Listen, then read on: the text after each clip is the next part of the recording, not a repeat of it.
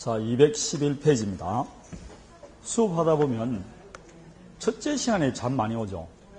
네, 그 첫째 시간에 아침에 확 하고 막 헐레벌떡 뛰어와가지고 첫째 시간 되면 그 잘 모르는 것 듣기도 하고 그러니까 앉아있으면 깔아앉게 되어 있습니다. 그러면 그때 뭐 이렇게 머리도 좀 돌리시고 커피도 드시고 그러십시오. 커피 각자 알아서 먹으면 됩니다. 내가 사준다는 뜻은 아니고 각자 알아서 드시면 됩니다. 알겠죠? 먹느거라 그러는 거지 뭐 내가 사준다는 뜻은 아닙니다. 그런데 아까도 말했지만 봉지 커피도 남이 타주는 게 맛있는 것 같아요. 자기가 타면 커피가 맛이 없는 것 같아요. 다른 거는 괜찮은데 이상하게 남이 끓여주는 게 맛있는 것 같아요.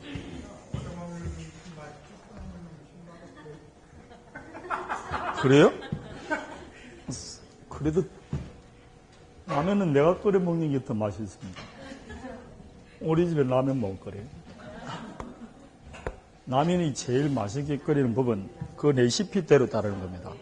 물이 얼마나 들어갔냐 얼마나 중요한데 아무 때나 대충 끓여. 어떤 때는 물이 줄어들었다가 바닥을 끌다가 어떤 때는 뭐라고 냄비 물이 넘치고 그 성의 없이 끓여주는 겁니다.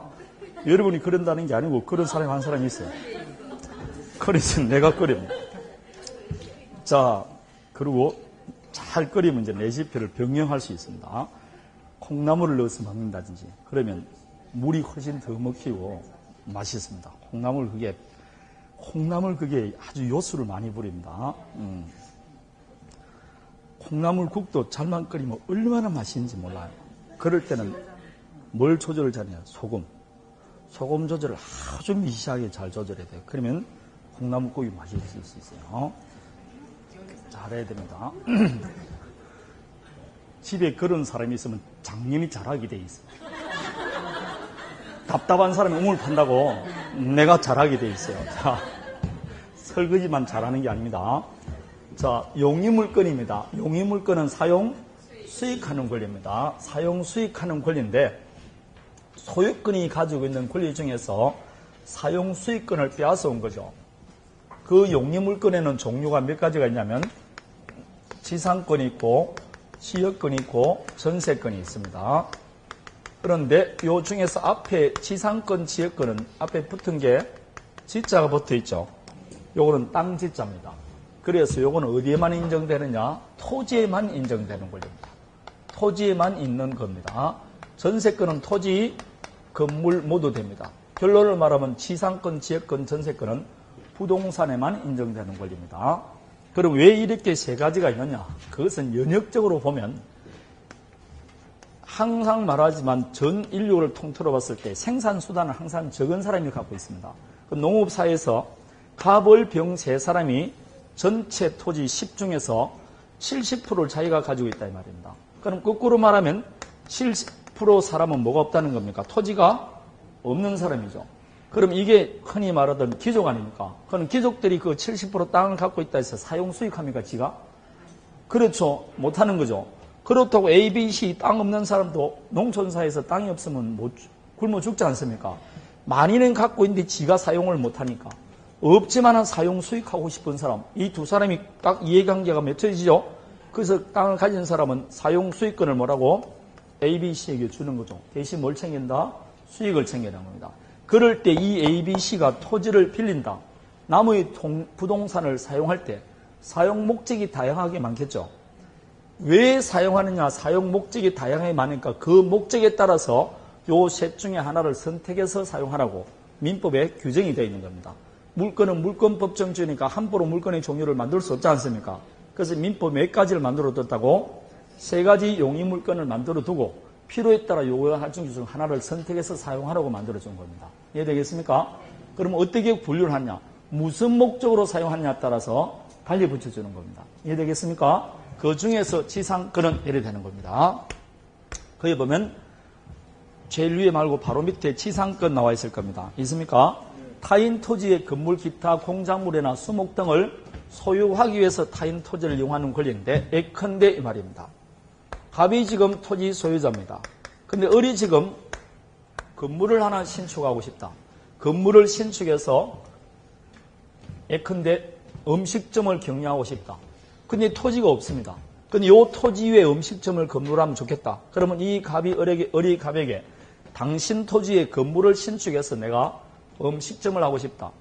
건물을 신축해서 소유하도록 당신 토지를 좀 이용하게 해달라. 할 수 있습니까? 없습니까? 그런 필요가 있을까? 없을까요? 그럴 필요가 있겠죠. 그럴 때를 대비해서 뭘 설정하면 된다? 지상권 설정하면 됩니다. 그럼 지상권이란 용의물권이니까 사용수익하겠죠. 왜 사용수익한다고? 건물을 소유하기 위해서. 그래서 어른 지상권을 설정하고 이 토지에 건물을 신축합니다. 신축하면 이건 누구 거라고? 을 거죠. 어른 토지 위에, 타인 토지 위에 건물을 뭐하기 위해서? 소유하기 위해서. 건물을 소유하기 위해서는 토지를 이용할 권한이 있어야 된다, 없어야 된다?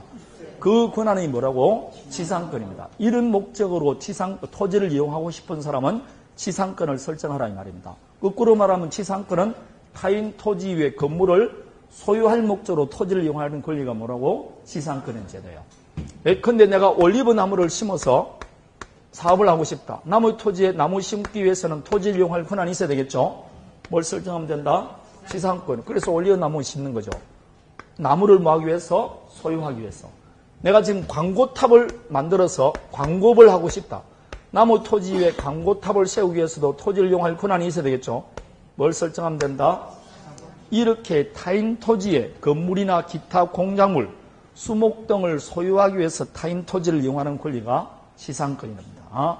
이런 제도가 있으니까 하고 싶은 사람은 이용을 하라 이렇게 되어 있는 겁니다. 되겠습니까? 이게 지상권이라는 제도입니다. 타인 토지를 이용하는데 수목 등을 소유하기 위해서 하는 겁니다. 근데 공작물이란 뭐 인공적으로 만들어진 것을 말하는데 건물, 제가 방금 수목, 광고탑 그랬죠. 그거 외에 뭐 전신주 아니면 지하철, 동상, 고가도로 모두 다 포함됩니다.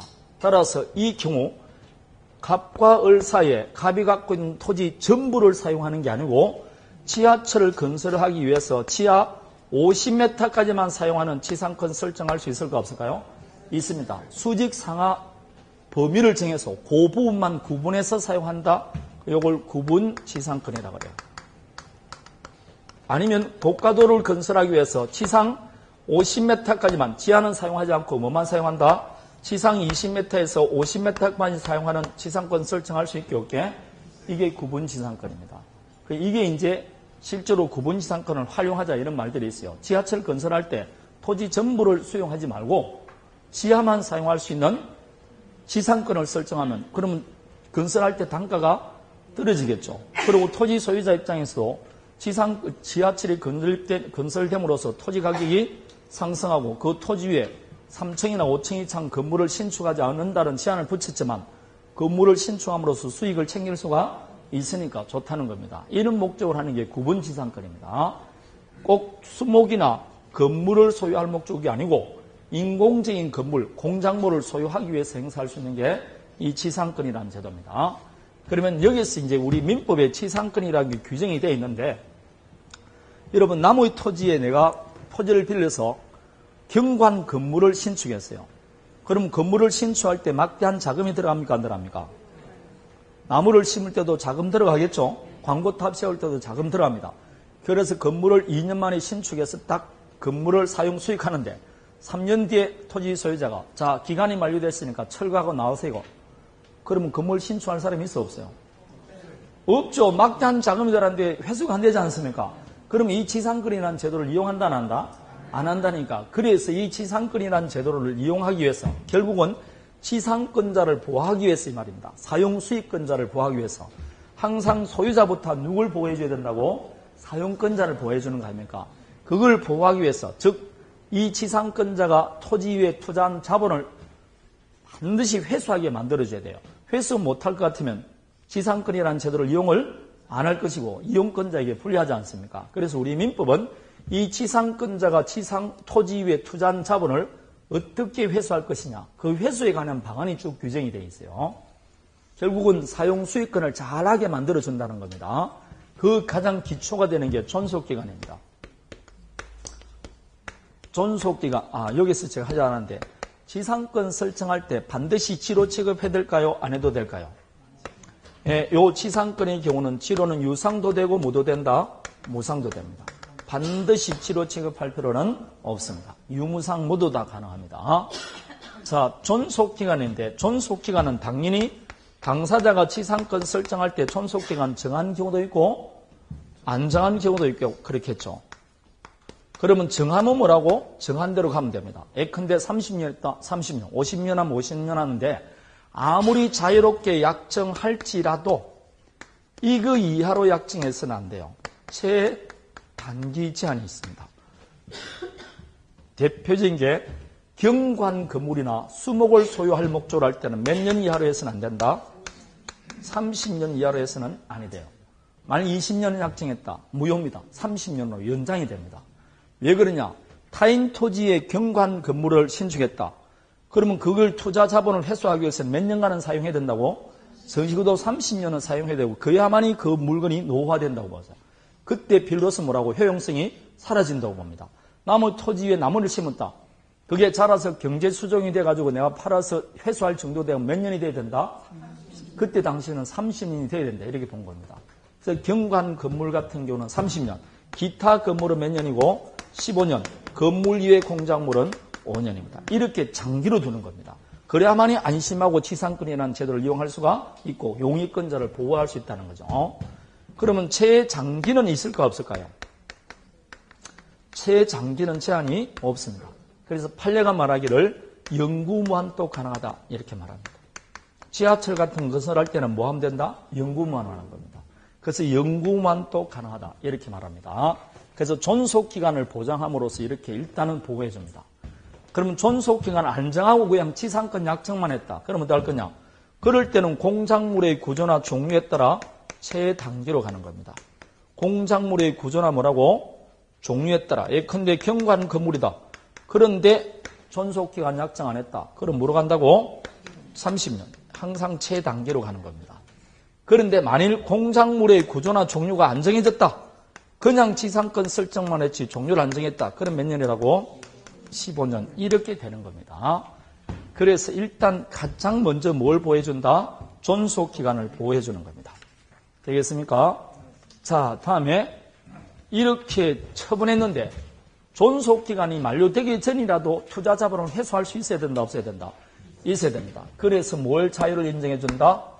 처분의 자유를 인정해줍니다.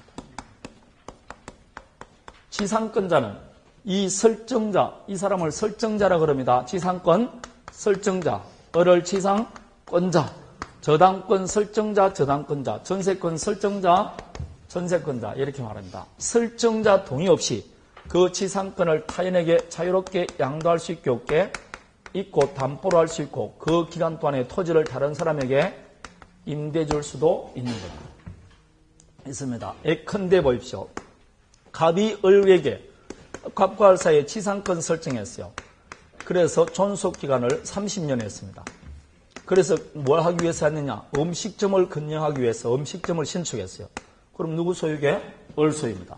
그럼 건물은 을이 소유하고 대신 을은 토지에는 뭘 가지고 있다? 지상권을 가지고 있는 겁니다. 항상 건물을 사용하기 위해서는 토지를 이용할 권리가 있어야 됩니다. 건물은 을 소유고 대신 토지에 대해서는 뭘 가지고 있다? 지상권을 가지고 있습니다. 음식점을 경영합니다. 아주 잘 됩니다. 그럴 때 음식점 경영을 하는 사람이 그 음식점을 제게 파시죠 할 수 있습니까? 없습니까? 있습니다. 그럴 때 이 을은 먼저 자기가 갖고 있는 지상권을 다른 사람이 양도할 수 있게 없게 있습니다. 그래서 이전 등기, 이기전 등기, 부기 등기합니다. 그럼 그때부터는 이제 누가 지상권자다? 병이 지상권자입니다. 건물을 신축하는데 사용하는데 5억 들어갔다. 근데 장사가 잘 되니까 2억 더 붙이고 뭐라고? 7억에 파는 거죠. 그런가 동시에 지상권은 이제 누가 지상권자다? 그리고 건물도 함께 이전해 줍니다. 그럼 이제 토지의 지상권자는 병이 되는 거죠.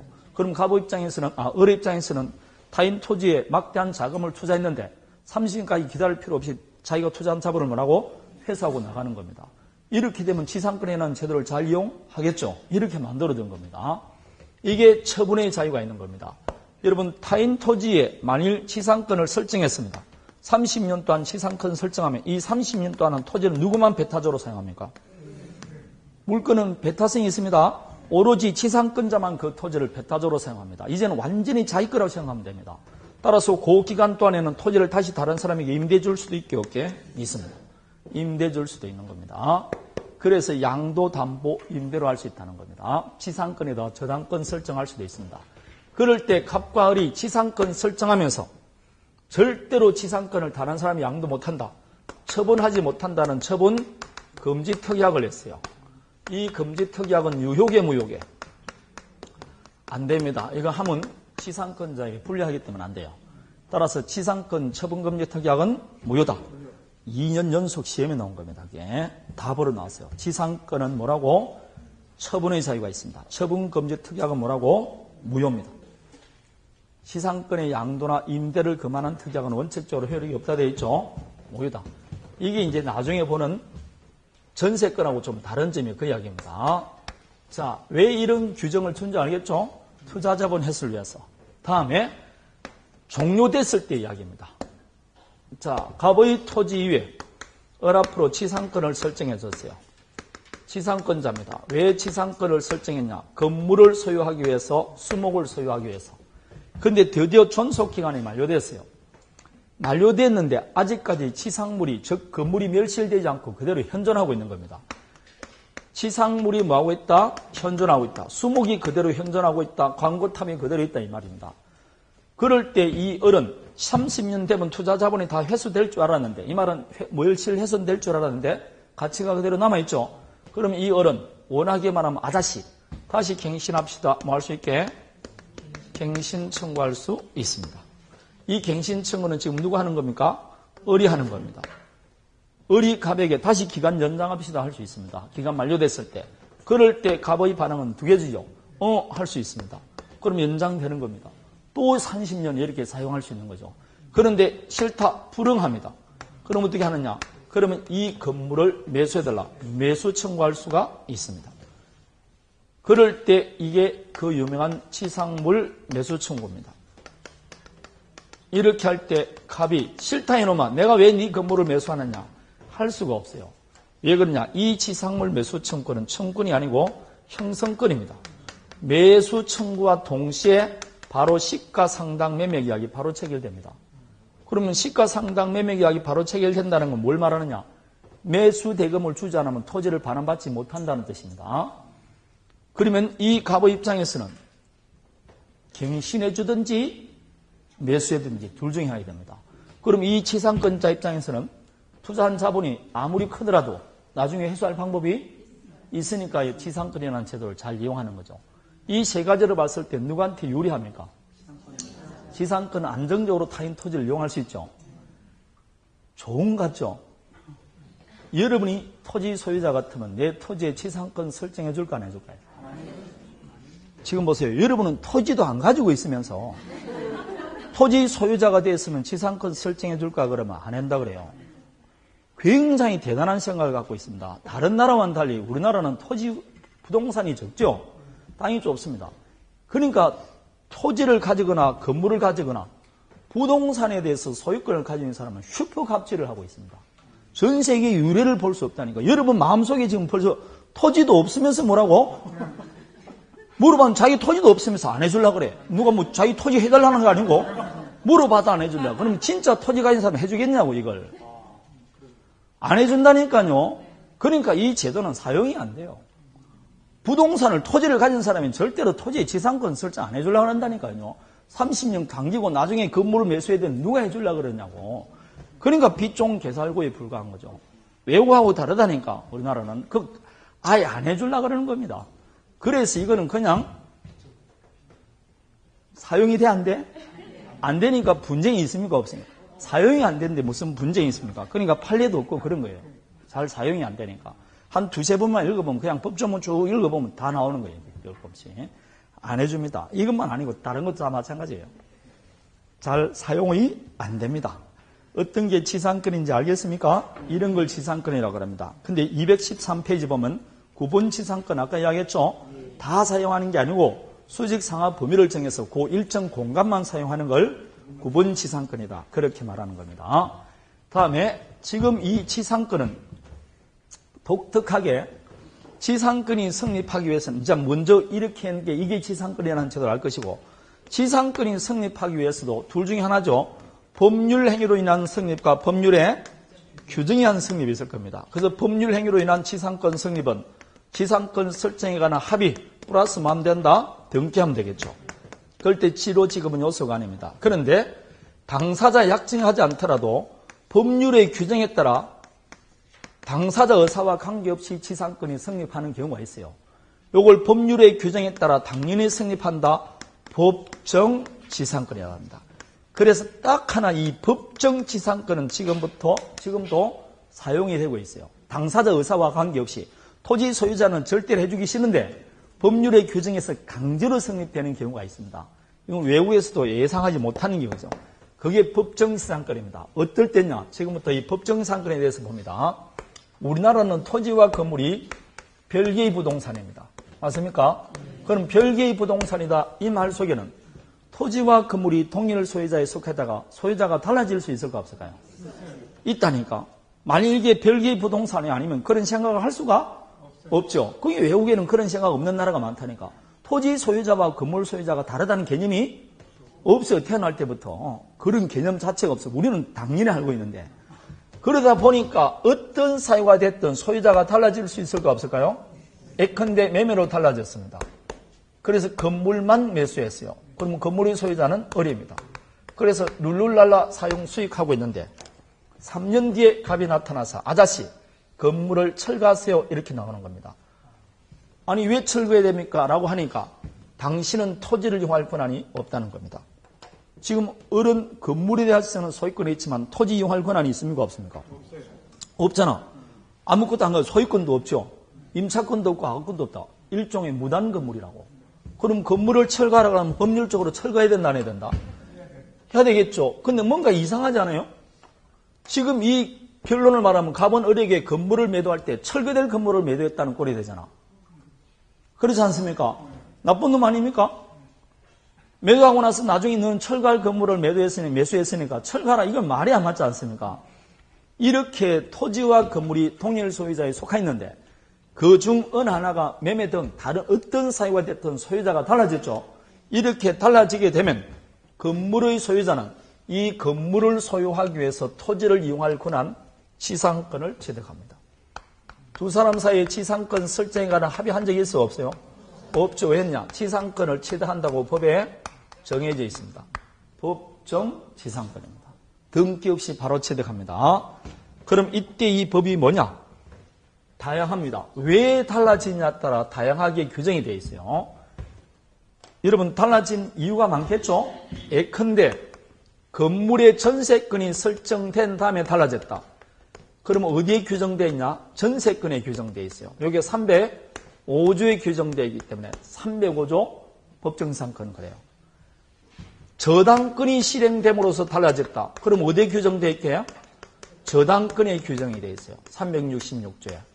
이걸 366조 법정지상권 이렇게 합니다. 이해되겠습니까? 우리가 배웠지 않았지만 가등기 담보법 실행됨으로써 달라졌다. 그럼 어디에 규정되어 있냐? 가담법에 규정되어 있어요. 되겠습니까? 임목에 관한 법률에서 임목과 토지 소유자가 달라졌다. 그럼 어디에 규정되어 있게? 임목법에.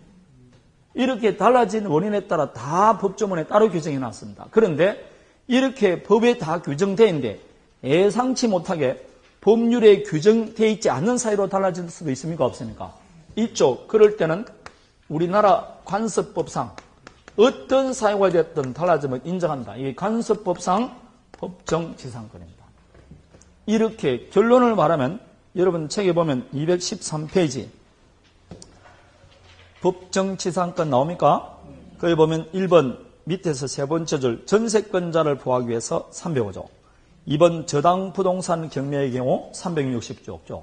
뒤에 넘겨보니까 가등기 담보법 실행으로 달라진 경우 임목 저당권 실행으로 달라지고 이것도 저것도 아니면 뭐라고? 관습법상 법정지상권입니다. 결론을 말하면 우리나라는 토지와 건물이 뭐에 속하다가 동일 소유자에 속하다가 소유자가 달라지면 어떤 사유로 달라졌든 간에 건물 소유자는 토지에 뭘 취득한다? 지상권 취득합니다. 그렇게 규정이 되어 있다. 이렇게 예상치 못하게 달라졌을 때 법률의 규정에 따라 지상권 인정되는 것. 사실상 이때만 잘 보입니다. 그 외에는 스스로 설정해 주는 경우는 있어 없어요? 없습니다. 그래서 이 법정 지상권이 그 중에서 단독으로 나오는 거는 관습법상 부정지상권입니다. 요거는 시험에 지상권에서 두 문제, 한 문항 내지 두 문제, 아니면 따로 요구에 나오든지. 그래서 나중에는 집중적으로 뭘 본다? 관습법상 법정지상권하고 요 저당권 할 때 저당권 실형으로 인한 법정지상권. 이 두 개가 집중적입니다. 그래서 5월달 정도 되면 이 지상권, 법정지상권만 보고 나머지는 후다닥 한번 읽어보시면 됩니다. 이해되겠습니까? 자, 이게 지상권이라는 제도입니다. 타인 토지 위에 건물 등을 소유하기 위해서 타인 토지를 이용하는 권리가 지상권이라는 제도입니다.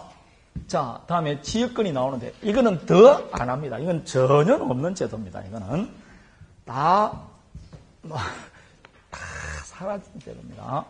농촌 사회고 토지가 넓을 때 이야기지. 하여튼 그래서 우리는 아직까지 건물에 들어가더라도 임대차더라도 건물 소유자라 임대인이라는 거라고 주인이라 그러잖아요. 주인. 네? 주인이 뭐예요? 주인이. 그 사람의 나이에 뭐라고 인격을 다 다치고 흔드는 사람입니까? 주인이라는 개념이 있게 없어요. 그냥 임대인과 뭐라고 임차인입니다. 그런데도 안 그렇죠. 완전히 그런 겁니다. 자, 갑과 을이 지금 이게 X 필지고 Y 필지고 그래요. 갑 소유고 을 소유입니다. 근데 이 갑이 지금 이 토지를 목장으로 사용하고 싶다. 근데 물이 필요합니다. 근데 물이 어디에서 나오느냐? 여기서 용철이 됩니다. 그럼 이 물을 Y 토지를 이용해서 끌어들일 수밖에 없어요. 도랑을 파든지 배관을 매설하든지. 결국은 Y 토지를 이용해야 된다, 안 해야 된다? 그럼 이 Y 토지를 이용할 권리가 있어야 되는데, 예컨대 지상권 설정하기는 너무 곤란하죠. 지상권이란 토지 위에 건물 등을 소유하기 위해서 하는데, 이거는 소유할 목적이 아니고 단지 배관이 지나갈 정도로만 매설만 하면 된다고. 그 정도만 Y 토지를 이용하면 된다. 그럼 지상권을 고려하겠죠. 그렇다고 소유권 취득하기도 너무 난망하죠. 아니 배관이 지나갈 정도로만 토지를 사용하면 되는데 그 소유권 이 Y 토지 전부를 많이 매수해야 된다 그러면 너무 막대한 자금이 들어가니까 포기해야 되지 않습니까? 이럴 때 요럴 경우가 있을까 없을까요? 있죠. 농촌에는 많습니다. 그래서 요럴 때를 대비해서 만든 규정이 뭐라고? 지역권입니다. 아자씨, 왜냐? 내가 지금 물을 끓이기 위해서 당신 토지에 지금 배관을 2m 정도에서 묻고 싶다. 그 배관이 지나갈 정도로만 당신 토지를 좀 사용할 수 있게 해주세요. 그래, 이게 무슨 지역권이다? 용수지역권이에요. 됐습니까? 여기 지금 목장을 사용하는데 아침에 신선한 우유를 빠른 시간에 공장으로 배달해야 된다. 근데 여기서 지금 배달하게 되면 15분이 걸리는데 바로 Y 토지를 이용하면 1분도 안 돼서 공로에 접할 수 있습니다. 그럴 때 갑은 을에게 당신 토지를 아침에 냉장차가 지나갈 정도로 통행에 필요한 범위 내에서만 당신 토지를 좀 이용할 권리를 주세요. 좋습니다. 그게 뭐라고? 통행지역권이에요. 결국은 지역권이란 또 뭘 이용한다? 토지를 사용하는 것은 같죠? 왜 토지 사용하느냐? 요 Y 토지를 사용하기 위해서 하게 되면 이 X 토지 효용성이 증가되게 안 되게? 그렇죠. 토지 편익을 위해서, 자기 토지 편익을 위해서 타인 토지를 이용하는 권리. 그게 뭐라고? 지역권입니다. 토지를 이용하기는 이용하는데 왜 이용하느냐? 토지 편익을 위해서. 토지 편익을 위해서 토지를 이용하는 권리가 지역권입니다. 그러면 지역권이 필요로 한 요 X 토지를 뭐라 그러냐? 요역지라 그래요. 지역권이 설정된 Y 토지를 성역지입니다.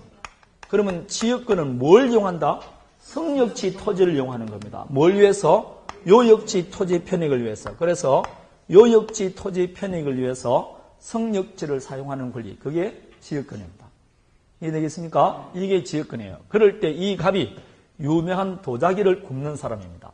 갑이 하는 말이 여기에 양질의 흙이 나온다. 그 진흙을 채취하기 위해서 당신 토지를 이용할 수 있는 권리를 주세요. 그런 지역권 설정할 수 있게 없게? 없습니다. 지금 토지를 이용하는 것은 맞는데 X 토지를 이용해서 하는 겁니까? 갑 개인적 이익을 위해서 하는 겁니까? 그 사람의 개인적 편익을 위해서 제공하는 것을 인역권이라 그래요. 현재 인역권은 인정해준다 안 해준다? 안 해줍니다. 반드시 토지 편익을 위해서 토지를 이용하는 권리. 그게 인여권입니다. 그게 지역권입니다. 사람을 위해서는 사용할 수가 없습니다. 그러면 이 경우 지역권을 설정할 때 유상이냐 무상이냐? 유상도 가능하고 모두 된다. 무상도 가능한데 유상으로 하더라도 이를 등기할 방법이 없어요. 그래서 제3자에게 대항할 수가 없습니다. 그럼 결국은 무상이다 이 말인데 여러분 농촌 사회를 하다 보면 이 농업을 하다 보면 통로가 없다든지 물을 끌어들이기 위해서 타인 토지를 이용할 필요가 있겠죠. 그것도 토지 전부를 사실상 사용하는 건 아니에요. 그럼 이런 것인데 결국은 갑의 토지 편익을 위해서 Y 토지를 이용하는데 X 토지 편익을 위해서 Y 토지를 잠시 사용하는 겁니다. 그럼 Y 토지 소유자 입장에서는 좋아 싫어? 그것도 공짜인데 이렇게 함으로써 X 토지 효용성이 증가된다니까. 땅값 올라간다고. 눈꼴 싫으가 안 싫어? 해주고 싶어 안 해주고 싶어? 에? 공짜로 하려고 그러는데. 공짜인데. 해주고 싶냐고? 안 하고 싶다고. 한 명도 설정 안 합니다. 한 명도 안 해줘요. 누가 해주려고 그럽니까? 있는 통로도 지금 막을 판인데, 안 그러면 얼마나 고가로 뭐라고? 사용료를 달라고 그러는데, 요때도 해가지고 뭐라고? 알박기 하고 그럴 판인데, 안 됩니다. 그래서 뭐라고? 안 되는 거 안 되는 거예요. 사용이 안 됩니다. 자, 여기서 보세요. 왜 무상이냐 할 것 같으면, 지상권 설정하면 아까 지상권 존속기간 동안에 누가 배타적으로 사용한다고 그랬죠? 지상권자죠. 전세권 존속기간 동안에는 누구만 사용할 수 있다? 전세권. 그럼 토지의 지역권 설정했죠? 그럼 지역권자만 사용하느냐? 아니에요. 갑이 여기에 만일 용수 지역권을 설정했다. 그럼 이 토지를 갑 지역권자만 사용하는 게 아니고 용수에 필요한 범위 내에서만 갑이 사용하고 나머지 사용권은 여전히 누구한테 있다고? 성역지 소유자가 사용한다니까. 되겠습니까? 따라서 만일 배관을 지나갈 정도로 토지를 사용했다. 배관 몇을 했죠? 그 나머지 토지 위에 사용 수익은 누가 한다? 성역지 소유자가 한다니까. 그럼 통로가 개설됐다. 그럼 갑만 통행하는 게 아니고 이 을도 통행할 수 있게 없게 있다니까. 그래서 사용권이 완전히 제한되는 게 아닙니다. 그게 지상권하고 틀린 점이고 전세권하고 다른 점이에요. 지상권, 전세권은 그자가 배타적으로 사용하지만 이건 배타적인 권리가 아닙니다. 공용적 성격을 가지고 있습니다. 그래서 공짜로 하는 겁니다. 왼쪽 토지 땅값이 올라가면 오른쪽 Y 토지 땅값도 올라가게 안 올라가게? 올라가겠죠. 그건 우리는 눈꼴 싫다고 생각합니다. 그래서 안 해주는 겁니다. 그리고 여러분 실무에 나가보면 지상권은 가끔 볼 수가 있어요. 법정상권도 있을 수 있으니까. 지역권은 단 한 건도 못 봅니다. 우리나라에서는 사용이 안 돼요. 사실상. 그래서 이거는 시험에 안 나올 때도 있는데 요즘 나올 게 없으니까 한 3년 연속 나오는데 옛날에는 2년에 한 번씩밖에 안 나왔어요. 실제로 사용 안 되니까. 그럼 나중에 여기 보면 판례 같은 거 있게 없게? 사용이 안 되는데 분쟁이 있을 리가 없겠죠. 그래서 그냥 간단하게 보면 된다 이 뜻입니다. 그럼 이 지역권에서는 이제 하나 볼 거 조금 간단하게 보면 지역권은 요역지와 성역지가 반드시 이웃할 필요 있을까 없을까요? 여기 Z 토지가 있으면 물이 여기서 나오면 여기도 배관을 매설해야 될 거 아닙니까? 그럼 여기도 지역권 설정할 수 있어요. 따라서 이웃할 수도 있고 안 할 수도 있다 이 말입니다. 반드시 이웃할 필요는 없습니다. 다음에 두 번째, 이 지역권에 있어 요역지는 반드시 한 필해야 돼요. 요역지는 반드시 한 필해야 되는데 이 성역지는 한 필일 수도 있고 한 필 일부도 있을 수 있어요. 이 말은 성역지 토지 전부를 사용할 필요 없고 토지 일부만 사용할 수도 있는 겁니다. 그래서 토지 일부에도 설정할 수 있습니다. 그러나 요역지는 반드시 몇 된다? 한 필이 됩니다. 이게 2년 연속 답으로 나왔어요. 요역지는 한 필 일부를 위한 지역권은 설정할 수 없습니다. 그런 겁니다. 자, 그럼 여기 지금 X 토지가 있고 Y 토지가 있습니다. 아직까지 지역권 설정하기 전이에요. 근데 이 갑이 X 토지를 다른 사람에게 지상권 설정해 줄 수 있을까 없을까요? 있습니다. 그럼 이 X 토지는 이제 누가 사용한다? 지상권자가 사용하겠죠. 그 지상권자가 사용할 때 필요에 따라서 을한테 가서 여기 지상권, 용수 지역권 설정합시다 할 수 있습니까? 없습니까? 있습니다. 이 말은 이 지역권은 토지를 사용하는 사람이 토지 편익을 위해서 하는 것이니까 꼭 토지 사용하는 사람이 소유자만 아니지 않습니까? 따라서 지역권은 토지 소유자만 설정할 수 있는 게 아니고 지상권자도 설정할 수가 있고 전세권자도 설정할 수가 있고 심지어 임차권자도 설정할 수 있게 없게 있습니다. 토지를 이용하는 용익권자 모두가 설정할 수 있습니다. 꼭 소유자만 설정하는 거 아닙니다. 그래서 지역권의 의 네 번째 줄 보면 요역지는 한 필이어야 하나 성역지는 일부라도 무방하다. 또한 토지 소유자 외에 지상권자, 전세권자, 토지 임차권자도 지역권 설정할 수 있다라고 되어 있을 겁니다. 용익권자 모두가 지역권 설정할 수 있는 겁니다. 이해되겠습니까? 자, 그러면 지역권은 성질 하나만 다 봅니다. 여러분, 지역권은 오로지 뭘 위해서 존재합니까? 오로지 요역지를 위해서 존재합니다. 요역지 편익에 제공되는 권리 아닙니까? 따라서 지역권은 오로지 요역지를 위해서 존재한다. 요역지에 종된 권리입니다. 그래서 첫 번째, 지역권은 요역지에 부종한다. 부종성이 있습니다. 이 말은 절대로 지역권은 요역지와 분리해서 양도하면 돼, 안 돼? 안 됩니다. 만일 지역권자 갑이 토지는 자기가 그대로 소유하면서 지역권만 다른 사람을 양도하면 그 양수받은 사람은 토지도 없이 뭐만 가진다? 지역권만 가진다. 그럼 돼, 안 돼? 안 됩니다. 그래서 지역권은 요역지와 분리해서 양도하거나 다른 권리의 목적이 되지 않습니다. 그래서 분리 양도할 수 있어 없어요? 없습니다. 그걸 부종성 그럽니다. 그럼 거꾸로 말하면 요역지 소유권이 이전되면 지역권은 당연히 함께 이전된다 안 된다? 이전됩니다. 그걸 뭐란다? 수반성이라고 합니다. 그럴 때 이전 등기 따로 하지 않습니다. 좋아요. 봐봐요. 지금 제가 등기부를 한번 그립니다. 등기부. 여기에 Y토지 등기부입니다. Y토지는 현재 소유자가 누가 되어 있습니까? 을이 소유자죠. 근데 이 Y토지에 지금 뭐가 설정되어 있다? 지역권이 설정되어 있습니다. 지역권은 을 구해합니다. 여기에 지역권 설정해요. 그럴 때 이 지역권은 토지를 위한 권리입니까? 개인적 편익입니까? 숨 넘어갈 뿐 아니네. 지금 계속 토지는 토지 편익을 위해서 이용한다 그러는데 개인적 편익은 무슨 개인적 편익이야? 어디 몸이 불편하십니까? 개인적 편익을 위해서 인력은 안 된다니까. 갑자기 다 까먹어버리네. 너무 충격을 받아가지고. 이 지역권은 토지를 이용하는 권리인데 가보를 이용하는 권리가 아니고 X 토지를 이용하는 권리라고. 그래서 X 토지를 위해서 지역권 설정됐다. 이렇게 쓴다니까. 그러고 나서 여기에 지역권 설정하면 X 토지에도 등기관이 이 토지를 위해서 지역권이 설정되어 있다는 취지를 등기합니다. 이 X 토지는 누가 소유자라고? 갑입니다. 그리고 이 X 토지를 위해서 뭐가 설정되어 있다? 지역권이 설정되어 있다 나온 겁니다. 그럼 이건 문제 없고 지역권은 여기 설정하는 겁니다. 자, 그런데 이 토지를 갑이 지금 다른 사람에게 양도합니다.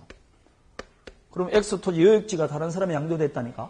요역지 소유권 이전되면 지역권도 함께 이전합니다. 근데 이전 등기하게 안 하게? 할 필요 없다니까. 이 지역권은 갑을 위한 게 아니고 뭐라고? X 토지를 위해서 있으니까 토지 소유자가 변경되더라도 지역권은 이전 등기 따로 안 해요. 그냥 이전하면 같이 이전되게 안 되게 그냥 이전되는 겁니다. 그렇다고 이전 등기하는 게 아니고 그냥 요역지 소유권에 따라가는 겁니다. 이해되겠습니까? 뭘 위한 거리인가? 토지, 요역지 토지를 위한 것이기 때문에 그렇습니다. 따라서 요역지 소유권에 이전되면 지역권도 함께 이전합니다. 다만 이전 등기 따로 한다 안 한다? 안 한다. 이전의 효과가 발생한다 이 뜻입니다. 그래서 지역권 오로지 뭘 위해서 존재한다? 요역지를 위해서 존재합니다. 부종성, 수반성 그렇게 말합니다. 따라서 지역권은 요역지에 수반하여 이전하며 요역지에 대한 소유권 이외의 권리의 목적이 된다. 이렇게 나오는 겁니다.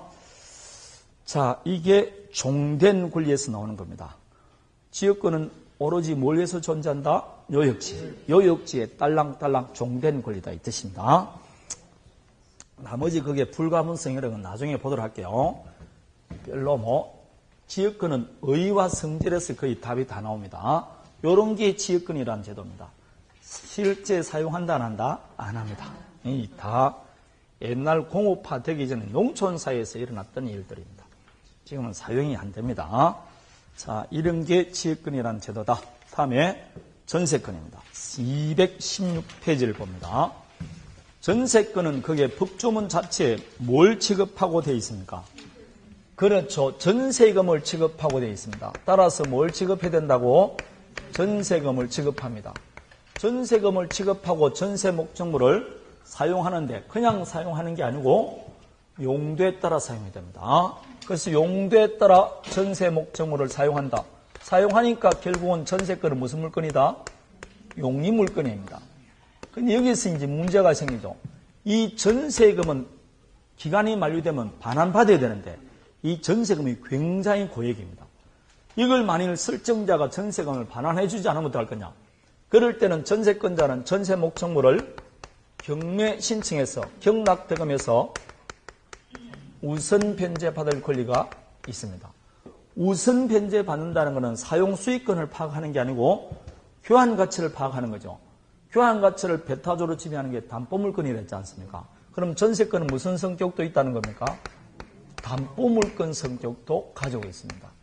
굉장히 독특한 권리입니다.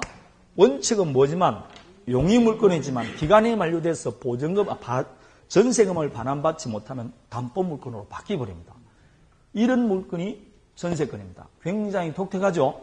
이 전세권은 다른 나라에 없는 우리나라만 특유한 물건입니다. 우리나라만 특유한 물건입니다. 전세권이라는 제도가. 그래서 이게 이게 유래가 그래요. 구한말이라는 건 일제가 합병되기 전 무렵 이 말입니다. 그때부터 우리나라는 문헌에 보면 전세라는 제도가 나타나요. 이렇게 전세 이렇게 글씨가 나옵니다. 그래서 이 전세에다가 일제하에서도 뭐라고 전세라는 제도가 있었고 월세 말고 뭐가 있었다고? 전세라는 제도가 있었습니다. 해방 이후도 있었어요.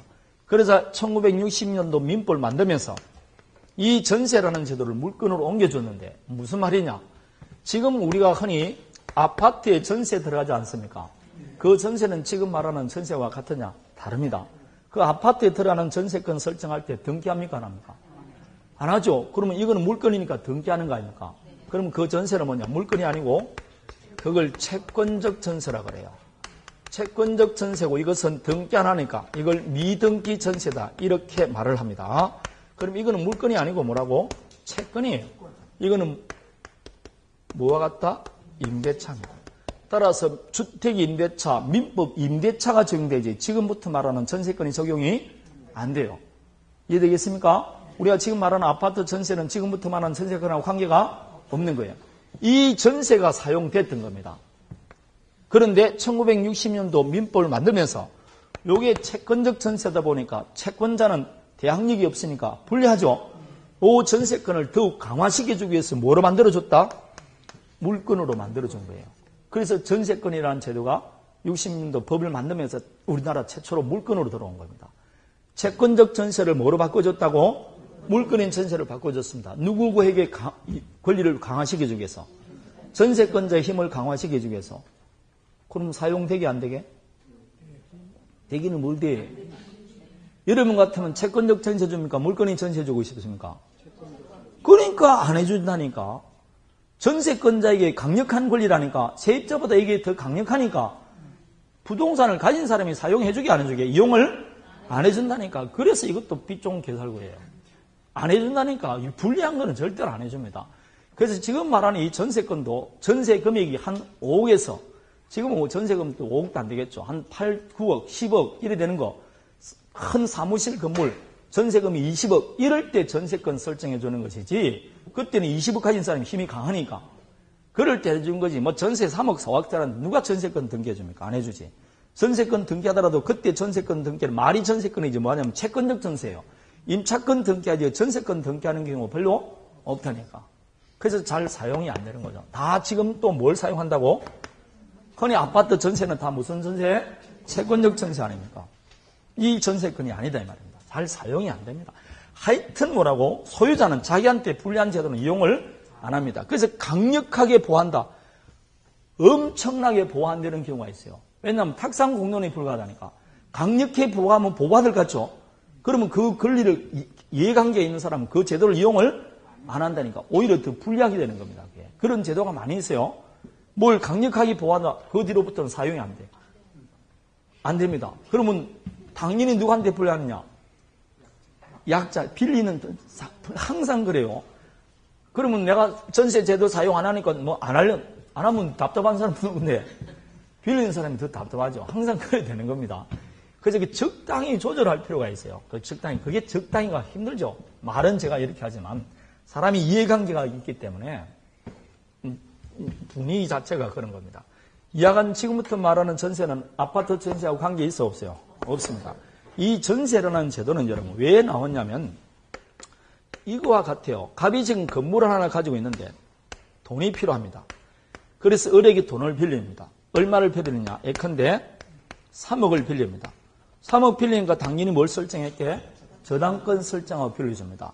이 3억이란 돈을 갑이 가져갔을 때는 지금부터 한 10몇 년 전만 하더라도 은행에 예금을 하면 최대 18%까지 나온 것도 있었어요. 그리고 장기 적금하면 거의 세금까지 치면 한 20% 정도 나온 데도 있었어요. 그러니까 18% 뭐가 나왔다고? 이자가 나온 데도 있었다니까. 그래도 이 18%도 은행에 적금을 안 했어요. 왜냐? 그냥 일반한테 빌리면 이자가 다 몇 부였게? 2부이자예요. 그것도 일주일 안에 빌려라 그러면 뭐라고? 3부이자고. 하루 만에 빌려라 그러면 급전이에요. 급전은 1할입니다. 이 돈도 빌릴 수 있을 수 없어요. 급전도 빌릴 데가 없었다니까요. 그만큼 돈이 귀했습니다. 이 돈이 귀한 시기가 굉장히 오랜 시간 되었습니다. 돈 쓸 때는 많고 뭐라고? 돈은 적고 경제 규모가 작으니까 발전을 해야 되고 그래서 은행은 개인에게 대출을 해줘서 안 줘서 아예 개인에게 대출을 안 해줬다니까. 그래서 대출이 안 되니까 뭐라고? 목돈을 하기 위해서 개가 성행하고 그런 거 아닙니까? 그때는 대출이 안 돼. 그럼 일반 기업도 대출하기 위해서는 커미션이 들어가서 안 들어가서 그러니까 수없이 커미션이 들어가고 큰 돈을 받기 위해서는 지금은 막 대출 받으라고 세일즈도 오지만 그때는 개가 이거 1번개, 2번개 있었지 않습니까? 번호개. 1번이 돈이 많이 들어가죠? 얼마인지 잘 모르죠? 1번 타는 거하고 20번 타는 거 돈이 다르다니까.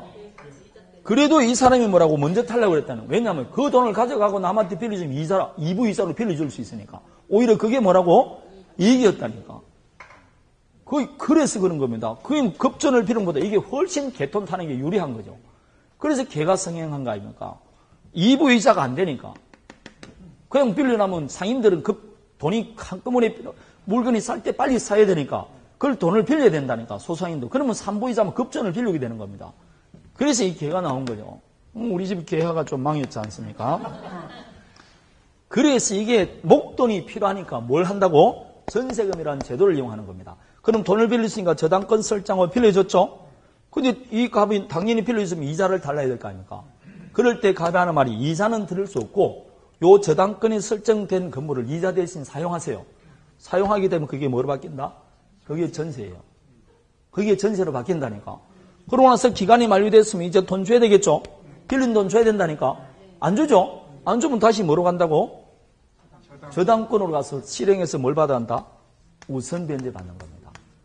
그래서 이게 담보물건성도 있는 겁니다. 사용 수익하는 동안에는 뭐지만 전세권이지만 만일 기간이 만료돼서 전세금을 주지 않으면 그게 다로 말하고 저당권으로 바뀐다 생각하면 됩니다. 그래서 경매에서 경락대금에 우선 변제 받아갈 수 있습니다. 교환 가치를 지배하는 겁니다. 이겁니다. 근데 이게 지금 이 전세금을 가져가서 은행에 집어넣으면 지금 전세금이 지금 18% 고사하고 2%도 잘 안 나오죠. 그러니까 전세라는 제도를 이 갑이 이용하게 안 하게? 안 하는 거죠. 여러분이 생각해도 왜 전세를 주겠느냐고. 금액이 그 돈을 받자 뭐라고? 이자가 안 나옵니다.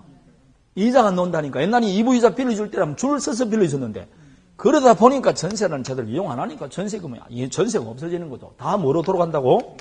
월세로 가는 거죠. 그리고 전세금을 그러니까 이 돈을 받아가 안 되니까 전세금을 확 5억을 올려버리는 겁니다. 그래야만이 조금 돈이 되니까. 그럼 이 빌리는 사람도 5억 주는 게 또 겁나느냐? 안 겁나죠. 은행이 뭐가 됩니까? 전세자금 대출되는데 그 대출 받으면 돈이 날아가는 게 아니고 전세금으로 딱 있지 않습니까? 근데 그 대출 이자가 뭐라고? 너무 사니까 돈 빌리는데 기장이 없다니까. 돈을 무서워할 필요가 없는 겁니다. 전세금을 1억 올려주더라도 그냥 1억 대출 받으면 돼요. 월세보다는 훨씬 더 싸게. 그러니까 당연히 뭐가 없어진다고? 전세금은 올라가는 거고 그나마 전세금은 뭐라고? 없어지고 점점 뭐로 간다고? 월세 가는 거죠. 금리가 이런 식으로 떨어지면 우리나라 전세는 10년 내에 다 없어집니다. 내가 지금 전세 갖고 있는 사람도, 물건 전세 주는 사람도 바보죠. 요걸 담보로 해서 만일 전세금이 지금 내줄 돈이 많다. 근데 지금 담보대출이 잘 되잖아. 아파트 담보대출이 되니까 일단 다 안 되면 반전세 들어가는 거죠. 먼저 1억에서 뭐라고? 3억에서 1억 5천하고 나머지는 월세를 받고, 돈이 되는 사람은 다 뭘 한다고? 대출을 받아서 전세금을 내주고 다음에 뭘 받는다고? 월시주. 월시주면 그걸 대출 받은 금액을 그도 뭐라고? 돈이 남으니까. 그래서 없어지는 겁니다. 그걸 아무리 인력을 해도 안 돼요. 국가가 어떤 식으로 해도 안 된다니까. 안 되게 돼 있다니까. 다 사람이 머리가 뭐라고? 똑같이 돌아가는데 누가 이런 걸 전세로 주려고 합니까? 월세 주는 게 훨씬 낫지. 응? 지금 뭐 상가를 투자해도 8% 수익률이 보기 힘든데 왜 월세를 안 주겠냐고. 그러니까 월세로 가는 거죠. 전세 가격이 상승하는 것도 당연한 이유가 됩니다. 전세 가격이 상승하지 않기 위해서는 이 활성화시키기 위해서는 부동산을 사고 팔 때 지장이 없어야 돼요. 많은 사람이 부동산을 사고 팔게 되면 전세 제도가 전세금이 훅 떨어진다니까. 지금 다 사람들이 뭘 안 사니까 뭘로 살려고 그런다고?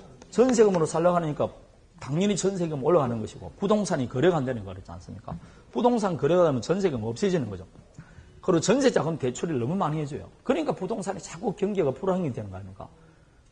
당장 땜질식으로 뭘 해준다고? 전세 자금을 너무 대출을 많이 해준다니까. 그러니까 전세금 받는 걸 지장이 없고 5억짜리도 대출되고 7억짜리도 대출되고 그럼 되겠어요 그게? 왜 7억 8억 되는 전세금을 대출해 주느냐고. 그런 사람 부동산을 사게 만들어야 되지. 별로 그런 데 뭐 관심이 없다. 이하간 지금이 이 추세가 우리나라는 전세권 없어집니다. 그러면 지금 금리가 올라갈 것 같죠? 옛날처럼 금리 7%, 8%, 10%는 영원히 갔습니다. 안 돼요. 우리는 지금 금리가 더 떨어질 확률이 있어요. 우리보다 더 떨어지는 게 뭐라고? 미국과 일본. 그럼 우리 일본 따라가면 금리가 뭐라고? 나중에 0%까지 갈 수 있다니까. 불황이 계속되면 뭐라고? 개인이 돈 쓰는 거는 금리에 영향을 안 미칩니다. 기업이 돈을 써야 되는데 지금 기업이 쌓인 돈이 이만큼 많은데 누가 사용하느냐고. 여러분 공장을 경영할 사람이 있느냐고 여기 지금. 우리나라 제조업 해가지고 무슨 빚을 볼 거라고. 그 인력비하고 인건비하고 감당을 못 한다니까. 안 돼요 이제 그거는. 사람을 써서 사용한다는 안 된다니까. 사람 한 사람 사용해 보십시오. 얼마나 겁납니까? 그 고용을 감당을 못 하는 겁니다. 그러니까 안 되는 거죠. 그러니까 당연히 금리가 올라간다. 7, 8년 전부터 올라간다. 지금 올라가기는 몰라. 계속 떨어지는 금리가. 안 되는 겁니다. 일본 따라가면 0% 간다니까요. 이제는 은행이 지금 하면 뭘 안 준다고? 그만큼 경기를 활성화시키고 한다니까. 그래도 사람들이 돈 쓸 데가 없으니까 어디 집어넣는다고? 은행에 집어넣는다니까. 그럼 이자 만일 인플레가 되면 마이너스 된다니까. 마이너스 되더라도 안 사용한다니까. 돈을 다 은행에 집어넣고. 은행 금고로 생각하지 이자율을 생각 안 한다니까 이제는. 그래 되는 겁니다. 그래 되면 뭐 전세 다 없어지게 안 없어지게? 없어지죠. 전세를 가지고 뭐합니까? 이자도 안 나오는데. 다 월세로 가는 겁니다. 자, 그렇게 갈 확률이 많습니다. 지금 여기도 아파트 월세 많아요, 적어요? 아파트 월세 10년, 한 5년 전과 지금 생각해 보세요. 중개업체 가보면 얼마나 아파트 전세가 많이 나와 있는데. 전세 보니까 저 큰 타워 가보니까 전세 350, 월세가 훨씬 많아졌죠? 네, 월세 보니까 380, 350, 120 이렇더만요. 월세 가격이. 내가 한번 살펴봤습니다. 요 앞에 가가지고. 그 타워 가보니까, 최고 비싼 거는 380도 있습니다, 월세. 그런 것만 쫙 붙여져 있다고. 그래도 지금 그게 나가게 안 나가게 나간다니까. 350, 120, 이게 그냥 월세로 나가는 겁니다. 다 그렇게 나간다니까. 전세 없어진다니까, 좀 있으면. 아파트도 전부 다 월세로 바뀌어버린다니까. 지금 여기 전세는 조금 사면 순번 기다려서 들어간다니까. 다 월세만 있으니까 그렇습니다. 여기가 더 심해요. 훨씬 더. 월세가 훨씬 많아요, 아파트는. 자, 전세를 기준으로 이게 부동산이 지금 이렇게 돌아가는 겁니다. 여러분도 거기 관심을 기울여야 돼요. 나중에 어떻게 할 거냐. 월세 같은 거 하는 거하고는 상관이 많습니다. 자, 그럼 지금부터 이 전세금을 되는데 이 전세건도 성립하기 위해서 하나만 보면 전세건도 당연히 전세건도 법률의 행위로 인한 성립과 법률의 규정인데 전세건 설정에 관한 뭐가 있어야 되고 합의가 있어야 되고 다음에 뭘 지급해야 된다? 전세금을 지급해야 되고 등기합니다. 물건이니까. 그러면 인도는 요소가 아니게 인도는 성립 요소가 아니고 요 세 가지가 있으면 전세권이 성립합니다. 여기서 반드시 전세금을 지급해야 된다, 안 해야 된다? 그래서 여러분 책 오른쪽 217페이지, 여러분 216페이지를 보면 전세권의 법률적 성질되어 있죠? 1번이 타인의 부동산을 사유하는 권리다. 2번 용의물건이다. 그러나 3번에 뭐도 있다? 담보물건 성립도 있다. 따라서 3번 전세권 취득 원인이 법률행위로 인한 취득과 규정인데 법률행위는 합의 플러스 전세금 등기다. 오른쪽 보니까 전세금 지급은 전세권의 요소로 되어 있죠. 이 말은 반드시 뭘 지급해야 된다? 전세금 지급해야 됩니다. 당사자 특약으로 전세금을 지급하지 않는다 그러면 전세권은 성립하지 않습니다. 되겠습니까? 반드시 전세금을 지급해야 됩니다. 그러나 반드시 지급한다는 맞지만 현실적으로는 지급할 필요 없고 예컨대 을이 갑에게 3억을 빌려줬다. 그런데 이번에 이 갑이 갖고 있던 아파트에 전세 들어오고 싶다. 그럼 을은 전세금을 지급했는데 기존 채권을 전세금으로 가름할 수 있게 없게 있습니다. 현실적으로 줄 필요는 없고 기존 채권으로 가름할 수도 있다. 그러나 지급은 반드시 해야 된다, 안 해야 된다? 해야 됩니다. 그럼 이 전세금의 용도는 뭐냐? 전세금의 용도는 첫 번째, 전세금은 전세 목적물을 사용하는 사용 대가로 주는 거죠. 두 번째, 이 전세권자가 목적물을 사용하는 도중에 고유과실로 목적물을 멸실 훼손했다. 그럼 손해배상 해줘야 된다, 안 해줘야 된다? 그 모든 전세권자에게 발생하는 손해를 담보하기 위한 보증금의 역할을 하는 겁니다. 나중에 전세금 줄 때 전부 다 공제하고 준다 이 말입니다. 그거 보증금의 역할을 하는 겁니다. 그래서 사용수익권과 뭐라고? 보증금의 역할을 하는 것이 전세금입니다. 자, 그러면 전세권이 성립됐으면 이제 효력을 봐야 되겠죠? 존속기간부터 효력 급등을 봅니다. 조금 쉬었다가요. 네, 감사합니다.